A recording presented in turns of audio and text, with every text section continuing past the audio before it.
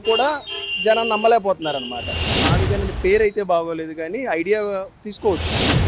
ఇప్పుడు ఒకే చోట ఇన్వెస్ట్మెంట్ కన్నా నేను మనకు చెప్పలేము. మావిగన్ అంటే పేరు బాగోలేదు కానీ ఐడియా బాగానే ఉందని చెప్పి నా ఒపీనియన్ అన్నమాట. సార్ నమస్తే అండి. చెప్పండి. సార్ ఎలా ఉందండి కూటమి ప్రభుత్వం పనితీరు ఎలా పర్వాలేదు. అది ఇంకా అంటే 2 ఇయర్సే కదా అవుతుంది. ఇంకొంచెం టైం కావాలి. ఇంకొంచెం టైం తీసుకుంటే కానీ తెలియదు. ఏదో చేస్తున్నారు కదా. రాజధాని అంశానికి వస్తే ఏమంటారు? ఓ పక్కనే మాజీ సీఎం జగన్మోహన్ రెడ్డి ఏమో మావిగన్ అంటారు. అంటే అది కూడా పర్వాలేదు. అంటే మావిగన్ అనే పేరు అయితే బాగోలేదు కానీ ఐడియా తీసుకోవచ్చు. ఇప్పుడు ఒకే చోట ఇన్వెస్ట్మెంట్ కన్నా ఏమో డెసిషన్ మనకు చెప్పలేము. తెలియదు. అంటే తెలీదు అని కాదు. మావిగన్ అంటే పేరు బాగోలేదు కానీ ఐడియా బాగానే ఉందని చెప్పి నా ఒపీనియన్ అన్నమాట. గతంలో కూడా 3 రాజధానులు అని చెప్పేసి కూడా జగన్మోహన్ రెడ్డి గారు అన్నమాట. అధికారంలోకి వచ్చిన తర్వాత ఏం పట్టించుకోలేదు కదా. అందువల్లే కదా ఇప్పుడు ఒక్కొక్కసారి ఒకసారి బ్యాడ్ అయిపోయాడు.